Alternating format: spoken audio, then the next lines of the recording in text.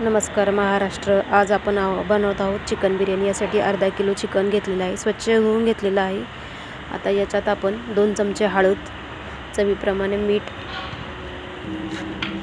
आणि एक छोटी वाटी दही घेतलेलं आहे। गरम मसाला आहे चिकनचा, तोही 2 चमचे लाल तिखट। हे सगळे मसाले आपण व्यवस्थित मिश्रण चिकनला लावून घ्यायचं आहे। चांगलं छान मस्त चिकन बिर्याणी तयार होते, एकदम टेस्टी।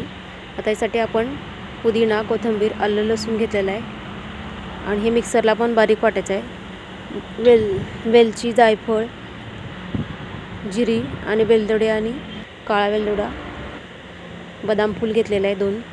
तांदूळ इथं आपल्याला 5 वाट्या, अर्धा किलो कांदा बारीक चिरून घेतलेला आहे, टोमॅटो आणि हे मसाले आपण बारीक वाटून घेतलेले आहेत मिक्सरला। आता आपण एका पातेल्यात तेल गरम करून कांदा चांगला परतून घ्यायचा आहे। कांदा चांगला परतल्यावर आपण याच्यात आता हिरव्या मिरच्या, टोमॅटो चांगलं परतून घ्यायचं आहे तेलामध्ये।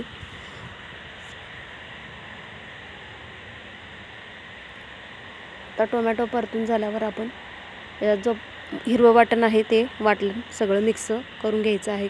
काळे वेलदोडे, हिरवे वेलदोडे, जायफळ, जिरी असे खडे मसाले घातले, लवंग, दालचिनी, चिकन आता याच्यात आपण परत फ्राय करून घ्यायचं आहे। आणि हा जो तांदूळ आहे तो आपण याच्यात पातेल्यात मिक्स करून घ्यायचा आहे। एका सगळे मसाले व्यवस्थित आपण सगळ्या तांदळात लावून घ्यायचे आहेत।